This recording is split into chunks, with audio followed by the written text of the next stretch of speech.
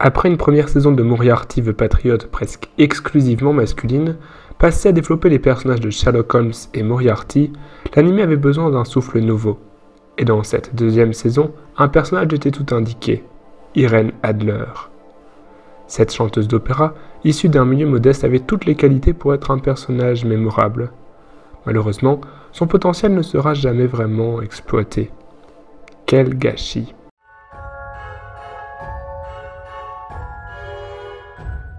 Dans les nouvelles de Sherlock Holmes, dont l'anime est inspiré, Irene Adler n'apparaît qu'une seule fois.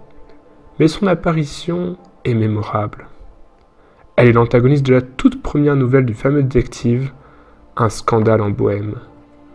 Le roi de Bohême se rend au 221B Baker Street pour demander l'aide de Sherlock Holmes. Alors qu'il s'apprête à se marier, son ancienne amante, Irene Adler, menace de divulguer une photographie de leur couple illégitime. Le détective est chargé de récupérer la photo pour éviter un scandale. Après plusieurs péripéties, l'affaire se termine sur un statu quo. Sherlock échoue à récupérer la photo, mais Irene abandonne l'idée de la divulguer. Dans une lettre, elle dit renoncer car elle se marie elle-même et part vivre en Amérique. Le message est accompagné de sa photographie. Impressionné par cet adversaire, Sherlock la garde en mémoire de la femme qui a réussi à déjouer ses plans.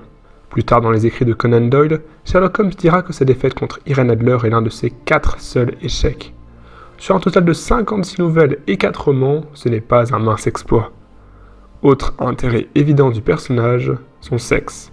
Dans le canon holmésien, les femmes jouent souvent des rôles secondaires. Et Irene Adler est bien sûr la seule à pouvoir rivaliser avec Sherlock Holmes.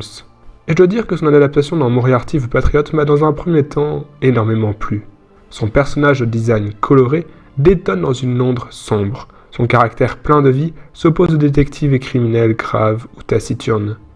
De plus, elle fait une entrée tonitruante dans l'intrigue.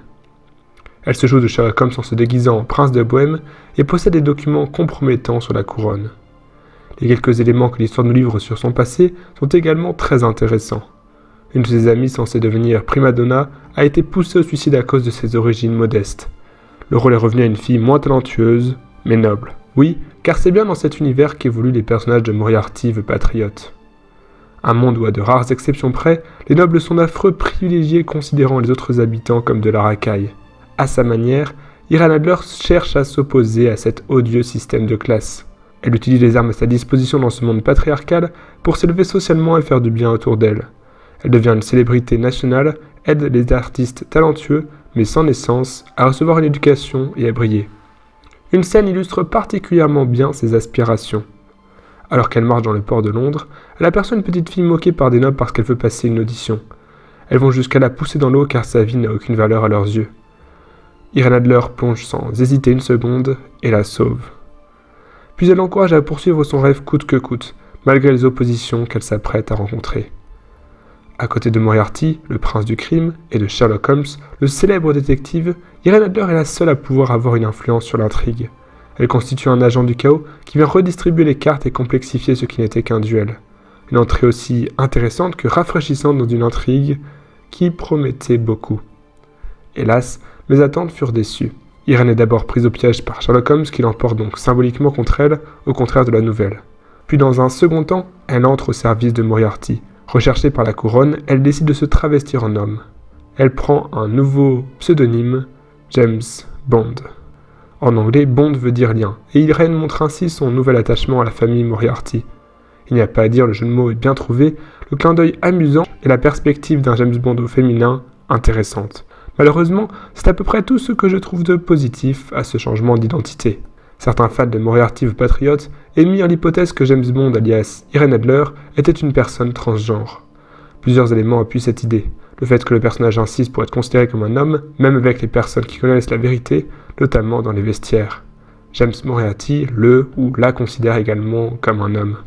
Mais il est important de noter qu'Irene Adler n'a pas vraiment choisi de se travestir. Elle y était plus ou moins forcée pour survivre. Dans tous les cas, qu'elle soit une femme, un homme ou une personne transgenre, la faire entrer au service de Moriarty était une grave erreur.